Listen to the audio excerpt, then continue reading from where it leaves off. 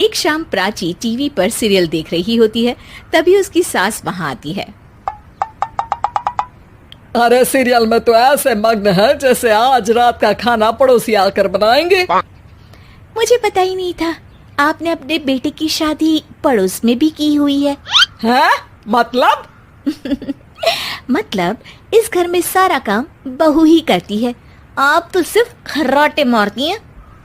अच्छा जी, फिलहाल तो तुम आराम फरमा रही हो, चलो जाओ, ये मेरे टीवी देखने का समय है। आहा, इसीलिए मुझे भगाया जा रहा है। सॉरी, अब तो बिल्कुल नहीं जाऊंगी। प्राची की इस बात पर दोनों सास बहू के बीच टीवी रिमोट के पीछे बच्चों जैसे छीना झपटी शुरू हो जाती है, जिसके बीच श्लोक भी काम से घर वापस आ जाता है। हाँ, आज मेरी चूहे बिल्ली की जोड़ी किस बात पर झगड़ रही है? अरे तेरे बीवी मुझे टीवी ही नहीं देखने दे रही। अरे तुम्हारी मम्मी मुझे खाना बनाने के लिए फोर्स कर रही है। अरे वाह, ऐसे बेतुके रीजन पर तो बच्चे भी झगड़ा नहीं करते। अरे मुझे कुछ मत बोल, सब इसने ही शुरू किया है। हाँ हाँ, जैसे आप तो बहुत दूध की धूली है ना। अरे बस, दोनों चुप। प्राची जाओ, खाने की तैयारी करो। और माँ तुम छोड़ो, तुम्हें क्या बोलूं, शांति से अपना सीरियल देखो, मुझे दोबारा लड़ने की आवाज सुनाई नहीं देनी चाहिए। ऐसा बोलकर श्लोक वहां से चला जाता है, जिसके पीछे पीछे प्राची भी कुछ न कुछ बड़बड़ाते हुए रसोई में चली जाती है। हाँ हाँ, सासू जी को तो कुछ बोलेंगे ही नहीं, बस मुझ पर ही हुक्म चलता है, खाना बनाओ, जैसे मैं इनके घर में खाना बनाने के लिए आई हूँ। इसी तरह शाम बीतती है और रात को श्लोक और प्राची की सास खाना खाकर सोने चले जाते हैं, लेकिन प्राची गुस्से में कुछ खाए बिना काम में ही लगी रहती है। इस घर में किसी को घंटा फिक्र नहीं पड़ता, मैं खाऊं या भूखी रहूं। प्राची कुछ देर के लिए रसोई से बाहर जाती है और जैसे ही वापस आती है तो वहां दूध का भरा ग्लास देखकर हैरान रह जाती है। फिक्र पूरी है, बस दिखाना नहीं है। प्राची दूध पीकर सोने चली जाती है और अगली सुबह एक बार फिर सास बहू का कार्टून नेटवर्क स्टार्ट हो जाता है। ये तुमने ही किया है। अरे अजीब जबरदस्ती है, मैं बोल रही हूँ मैंने कुछ नहीं किया। दोनों ने मिलकर पूरे घर को पागल खाना बनाया हुआ है। यहाँ कोई नॉर्मल इंसान तो रह ही नहीं सकता, इसीलिए अब पड़ोसी क्या रिश्तेदार भी घर आने से कतराते हैं। और सुन बेटे, तू भी चंगा, तेरी माँ भी चंगी, तेरी बीवी भी चंगी, रिश्तेदार। हाँ जी, आपको नहीं पता क्या, गंगाधर ही शक्तिमान है, रिश्तेदार ही। हाँ हाँ, बस समझ गया। कभी जानवरों जैसे लड़ेंगी तो कभी जुगलबंदी करेंगी।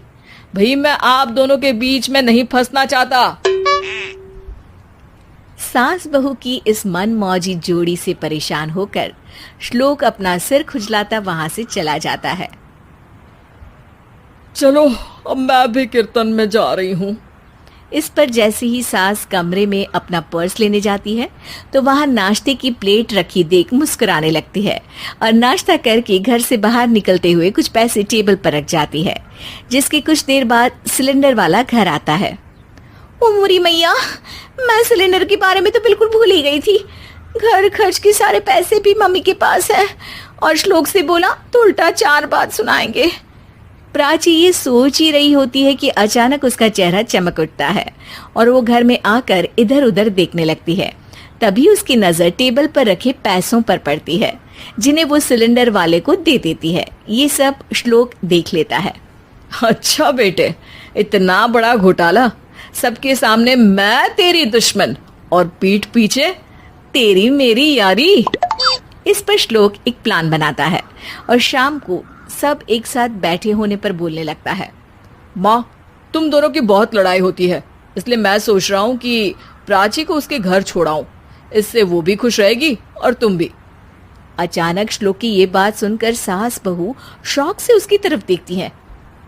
अरे ऐसे कैसे घर छोड़ाओगे, मुझे कहीं नहीं जाना। अरे तुमने बोला नहीं पर मैंने सुन लिया, तुम्हें मम्मी के साथ रहना अच्छा नहीं लगता, मुझे पता है। अरे वाह, अरे जब बहू खुद कुछ काम बोले तो वो तुझे सुनता नहीं, और अब जो इसने बोला ही नहीं वो तू समझ गया। जब उसे नहीं जाना तो फिर जबरदस्ती क्यों कर रहा है? अच्छा, फिर आपको मौसी के घर छोड़ाता हूँ, बस अब आप दोनों एक घर में एक छत के नीचे नहीं रह सकती। मैं इस टॉम एंड जेरी की जोड़ी को और नहीं झेल सकता। है? ऐसे कैसे नहीं रह सकते? तुम्हें इतनी दिक्कत है तो तुम्हारा बोरिया बिस्तर पैक कर देती हूँ, लेकिन मम्मी जी कहीं नहीं जाएंगी। बिल्कुल यही सुनना था मुझे। अगर दोनों में इतना ही प्यार है फिर हर वक्त ये लड़ाई का नाटक क्यों करती हो? देखा मैंने कैसे माँ किचन में दूध रखती है और तुम उनके लिए कमरे में नाश्ता रखती हो, और कैसे वो पहले ही तुम्हारी दिक्कत समझकर घर में पैसे रखकर बाहर जाती है। अरे भाई, इतना ड्रामा तो डेली सोप में भी नहीं होता जितना तुम दोनों ने इस घर में फैलाया हुआ है।